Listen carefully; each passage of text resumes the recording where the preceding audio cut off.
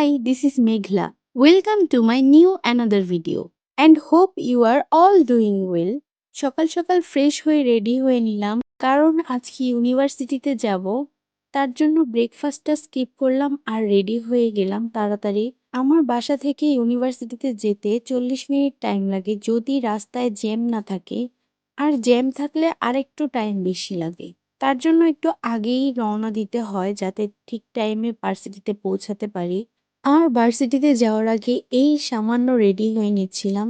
একটু সাজুগুজু করছিলাম। আমার আবার সাজুগুজু করতে ভালোই লাগে। আর রেডি হতে হতে আমার প্রায় হাফ অ্যান আওয়ার এখানেই চলে যায়। রেডি হয়ে গেলাম, এবার বের হয়ে যাব আমার প্র্যাকটিক্যাল খাতাটা নিয়ে। বের হতে হতে প্রায় 10টা বেজে গিয়েছিল, তাই আমি একটু তাড়াহুড়া করছিলাম। এই তো এখন রিক্সায় উঠে গেলাম। বন্দরঘাট থেকে রিক্সা নিয়ে তোলারাম কলেজ যেতে মনে হয় 20 মিনিটের মতন টাইম লাগে যদি রাস্তায় জ্যাম না থাকে। কিন্তু প্রতিবার এই ঘাট পার হওয়াটাই ঝামেলা মনে হয় আমার কাছে। তো কথা বলতে বলতে চলে এলাম ভার্সিটিতে। ক্যাম্পাসে ঢুকলে একটা আলাদাই শান্তি লাগে, আলাদা মনোরম মুগ্ধ করা পরিবেশ। আর এখানে এসে আমি আমার ডিপার্টমেন্টের সামনে বসেছিলাম কারণ আমার একটা ফ্রেন্ড আসার কথা, ও এখনো আসছিল না, তাই ওর জন্য ওয়েট করছি। দেন ও আসলো। দুজনের প্র্যাকটিক্যাল খাতায় কিছু বাকি ছিল, সেটা এখন কমপ্লিট করতে হবে। আর এখানে ও টিপ নিয়ে এসেছিল, তাই আমাকে বলছিল আয় তোকে একটা পরিয়ে দেই। অ্যাকচুয়ালি আমি টিপ পরে আসতাম কিন্তু আমি ভুলে গিয়েছি। দেন যেই কাজটা প্র্যাকটিক্যালে বাকি ছিল সেটা আমরা এখন করছিলাম। আর এই কাজটা করতে অনেক প্যারা লাগছিল, অনেক বিরক্তও লাগছিল। অবশেষে প্র্যাকটিক্যাল খাতা স্যারের কাছে জমা দিয়ে চলে এলাম।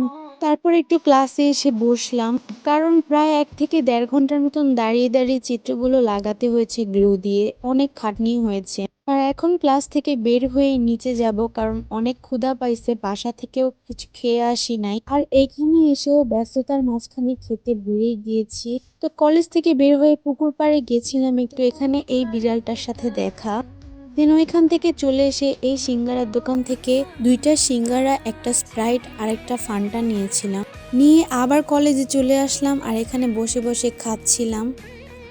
2 রকম ড্রিঙ্ক নিয়েছিলাম কারণ যাতে আমরা শেয়ার করে খেতে পারি তার জন্য।